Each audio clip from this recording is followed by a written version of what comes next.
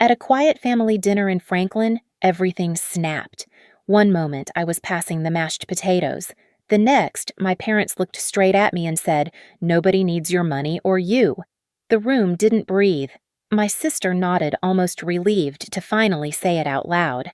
I felt the air collapse around me like the whole table had already rehearsed this moment without me. I didn't argue. I didn't cry. I stayed silent.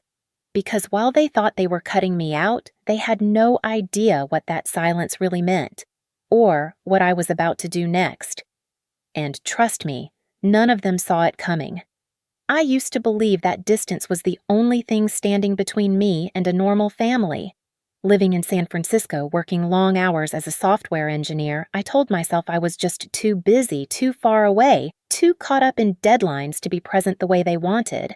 But the truth sat deeper than that, buried under years of unspoken expectations and the kind of history families pretend to forget.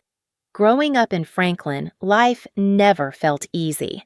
Our small house always smelled like motor oil from Dad's work clothes and fabric softener from Mom's quilts. Money was tight enough that even the walls seemed to hold their breath. I remember the nights when the recession hit hardest, Mom whispering about overdue bills, Dad pacing the hallway, and me pretending to sleep while I listened through the thin drywall. Back then, I thought if I worked hard enough, I could pull us out of that darkness somehow. Madison, my younger sister, used to crawl into my bed whenever the shouting got loud. She'd clutch my arm and ask, "We're not going to lose the house, right?" I'd tell her no, even when I wasn't sure myself. I was 12, she was 10, and I somehow decided it was my job to carry her fears along with my own. That promise stuck to me like a second skin. School became my escape. I studied under a flashlight so I wouldn't wake her up. Teachers pushed me toward computers, saying I had a mind built for solving chaos. By high school, I was winning coding competitions and dreaming of a life bigger than Franklin one without the weight of past due notices or cold dinners eaten in silence. When I earned a scholarship and left for the city, I carried more than luggage. I carried guilt and a sense that I was leaving Madison behind in the very storm I'd promised to shield her from, but I didn't disappear. Every paycheck I earned felt like a new chance to fix something back home, the cracked pipes, the leaking roof, the repairs Dad couldn't afford. I sent money quietly without ceremony because that was how love operated in our family, unseen, unspoken, expected. Madison had dreams too. A small boutique, a place to sell her designs, something she'd talked about since she was a kid. Helping her felt like fulfilling that childhood promise in a way words never could. A loan here, a payment there, and eventually an SUV to help her run the business. Somewhere along the way, though, Madison's gratitude faded into something sharper. She'd joke about my big city life or call my help charity. Dad bristled whenever I made an offer to fix something. Mom shifted her tone whenever I mentioned visiting, as if my presence was an inconvenience, not help. Still, I hoped that family dinner would be different, a chance to reset, a chance to feel like I still belonged. But I misread everything, every silence, every shrug, every tight smile, and by the time I realized the truth, the damage had already been waiting for me at that dinner table. The moment I walked into my parents' dining room that night, something felt off. Not loud, not obvious, just a heaviness like the air had already decided what was going to happen before I even took my seat. Mom barely looked up when I came in. Dad gave a stiff nod. Madison flashed a smile that didn't reach her eyes, the same practiced one she used when she wanted to hide irritation behind politeness. I tried to ignore it. I asked about work, about the boutique, about how they'd been holding up. Each answer was short-clipped like they were checking off boxes in a script they didn't want to perform. At one point, Madison made a comment about my hair, so corporate with that sly little tone that made it sound like a compliment but felt like a slap. Dad muttered something about me being busy in the city, and Mom sighed dramatically when I offered to help with a few repairs around the house. It wasn't new. These little stings had been simmering for years, but tonight they were sharper, more deliberate, and I couldn't shake the feeling that they'd been rehearsing something without me. Dinner was served, and for a few minutes, everyone pretended to be normal. Forks scraped plates. Glasses clinked. Madison talked about her store being community-supported. Her words pointed as if rewriting history right in front of me. I almost corrected her but swallowed it. I'd told myself I came to reconnect, not to argue. Then it happened. Dad set down his fork. The sound was too loud in the quiet room. He looked straight at me, expression hard, almost resentful. "We don't need your money, Kimberly. Mom didn't miss a beat. Or you." She added the words, sliding out, smooth practiced. For a second, I just blinked. I thought I misheard. My ears rang. My chest tightened. The room tilted ever so slightly. But then, Madison leaned back in her chair, crossed her arms, and said it. "She's right. Nobody needs your money or you." It wasn't a whisper. It wasn't hesitation. It was agreement. Cold. Final. Like she'd been waiting for someone else to say it first. I looked around the table searching for any flicker of doubt, any sign that someone might speak up for me. But every pair of eyes avoided mine. That was the moment everything snapped, not because they rejected me, but because I finally understood they'd already decided I didn't belong, and they'd decided it long before I ever sat down at that table. I didn't remember standing up from the table.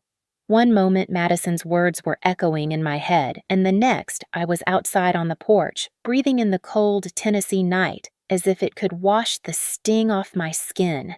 The air tasted like winter, sharp, metallic nothing, like the warmth I used to imagine when I pictured home. I leaned against the railing, letting the silence settle. I stayed silent, not because I agreed with them, but because if I opened my mouth, I wasn't sure whether I would scream or break. I walked to my car without looking back. No one followed. Not Mom, not Dad, not Madison. For years, I had been their emergency fund, their fixer, their safety net. And now, in the moment, I needed even an ounce of empathy. The entire table stayed seated, like my absence made dinner easier. At the hotel, the room felt too clean, too quiet, like a blank page I didn't know how to fill. I sat on the edge of the bed, replaying their voices, their expressionless faces, the way Madison didn't even flinch when she echoed, "Nobody needs you." I pressed my palms against my eyes until stars burst. Then my phone buzzed. Elena Cook. She wasn't someone who called casually. She knew I didn't like surprises. I answered with a shaky breath. "Kim, did something happen tonight?" Her voice was cautious, almost bracing. I swallowed. "Why you need to check Madison's Instagram. Right now." My stomach tightened. I opened the app, searched my sister's page, and felt the last bit of hope drain out of me. There she was standing inside her boutique, smiling like her life was a fairy tale captioned, "Built this empire from nothing." Self-made and proud. Post after post said the same thing. No mention of the payments I'd sent home. No mention of the inventory loan. No mention of the SUV she drove that was still under my name. Just Madison the town's self-made star basking in praise that wasn't hers alone. That's not even the worst part, Elena said. Her friend Erica commented that she never took a handout. People in Franklin believe every word. Something in me shifted. The anger I felt at dinner sharpened, crystallized into clarity. I wasn't just rejected. I was erased. I opened my laptop. My fingers hovered above the keyboard, trembling but not from hurt anymore. From certainty. If they didn't need my money, if they didn't need me, then I didn't need to keep holding everything together. I searched for the SUV's title first, then the loan papers for Madison's store. Payments, bills, transfers, years of quiet support staring back at me in cold, undeniable lines. And for the first time that night, I didn't cry. I didn't fall apart. I just sat there breathing steady, realizing something they never expected. Silence wasn't surrender. It was the beginning of my pushback. I barely slept that night, not because I was crying, those tears had dried hours ago, but because my mind had shifted into a place I hadn't visited in years. A place of precision strategy clarity. The same part of me that once solved coding puzzles at midnight now examined every thread of my family's narrative and realized exactly where to pull. By sunrise, the sky outside my hotel window was washed in pale orange. Franklin was waking up coffee brewing trucks, starting people strolling into diners, but I felt strangely detached, as if I were observing someone else's town, someone else's life. I didn't bother going to my parents' house. I opened my laptop instead. Step 1. The SUV. The black SUV Madison loved flaunting posing next to it for her girl boss posts was still legally under my name. I had bought it outright, thinking it would help her deliver inventory, attend vendor markets, and build her boutique. I remember the look on her face when I handed her the keys. Gratitude, awe, the kind you can't fake. Funny how quickly that kind of gratitude erodes when pride takes over. I searched for the dealership's number and pressed call. "Hi, I need to initiate a repossession," I said steadily. "Yes, I'm the titled owner." The manager asked for paperwork. I emailed it within minutes. He hesitated. "Do you want to give notice?" "No," I replied. "Just retrieve it. Today." A strange calm washed over me. Not victory, not spite. Just release. While waiting for confirmation, I opened another tab. Step 2. The boutique loan. Thread and willow. Madison's self-made empire only existed because years ago she'd called me sobbing, terrified she'd never achieve her dream without help. And I, in all my guilt-bound devotion, had co-signed a loan big enough to break her if anything ever went wrong. It was time to let it go wrong. I drafted an email to the bank. I will no longer be making payments on the shared loan. Please redirect all notices to the primary borrower. I hovered over send for less than a second.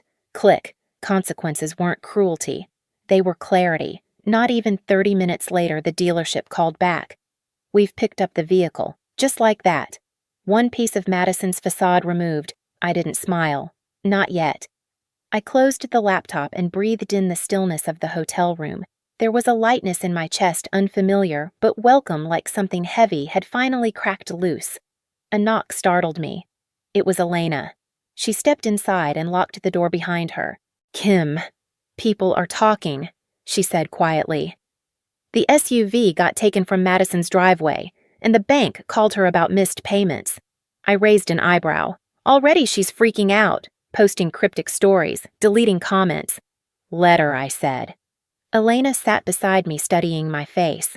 "Are you okay?" Truly, I thought about it. Really thought about it. "I'm done being her safety net," I said. "If that breaks her facade, she built it too thin." Elena let out a breath that sounded like relief. Good, but the day wasn't done. By late afternoon, chaos bloomed across Franklin like wildfire. A friend texted Elena screenshots from the town's community page. Did Madison lose her SUV? Thought she bought that herself. Heard her boutique might not make rent. Self-made, guess not. People who praised her yesterday were now dissecting her story, comparing timelines, realizing pieces didn't add up. The praise became suspicion. The suspicion became gossip. And gossip in a small town becomes reality. Then another text came, this time from Daniel, my cousin. "You might want to know. Madison's at the boutique crying. Scott's yelling. People are watching." I didn't rush over. I didn't crave the spectacle. But I needed closure. So I went. Thread and willow looked smaller than I remembered, like the paint had dulled overnight. I stepped inside without making a sound. Madison and Scott were mid-argument, voices low but heated. "You told everyone you built this alone," Scott snapped. "Why didn't you tell me about the loan? About the SUV? About any of it?" Madison's mascara streaked her cheeks. I didn't think she'd actually take them back." Scott shook his head, disgust thick in his voice. "You lied. To everyone." Then he noticed me. His face fell. Madison turned. Her expression collapsed from rage into panic.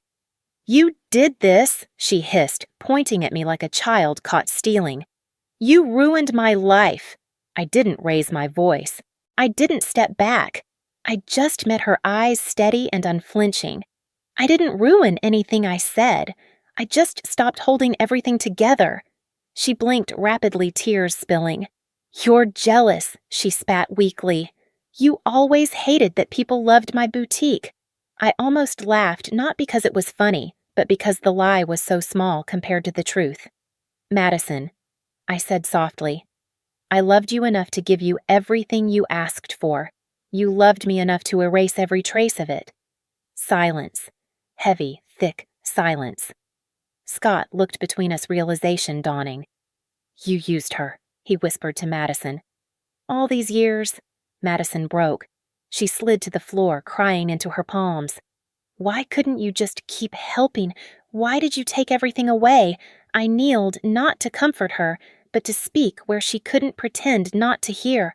"Because you told me. Nobody needed me." I held her gaze. "And I finally believed you." Scott stepped aside.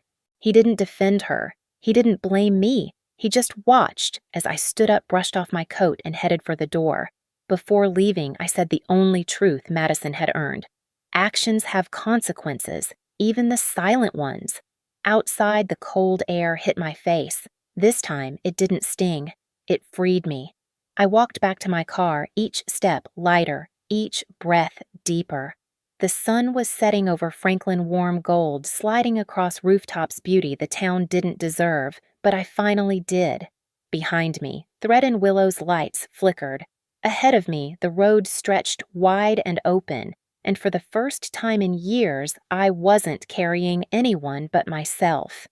Leaving the boutique that day felt like stepping out of someone else's storm. For years, I had carried the weight of their expectations, their silence, their entitlement, believing that if I just worked harder, paid more bills, sent more support, somehow the love would balance out. But as I drove back to my hotel, something inside me settled in a way I hadn't felt since childhood. A quiet truth: I didn't owe anyone the pieces of myself they kept taking. Franklin reacted exactly the way small towns always do.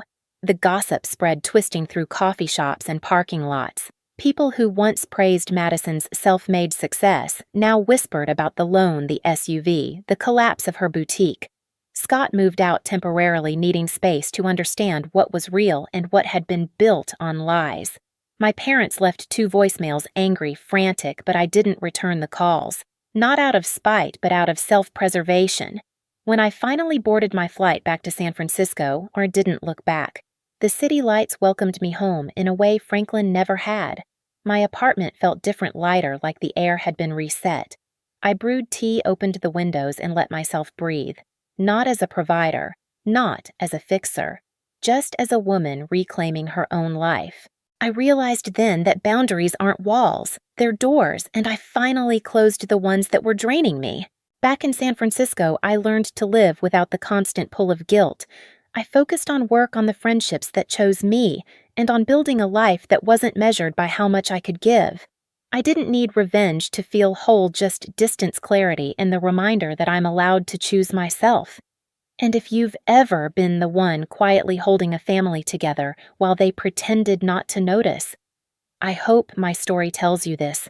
Your worth isn't determined by who fails to see it. Tell me where you're watching from, subscribe for more stories like this, and don't forget to ring the bell so you never miss what comes next.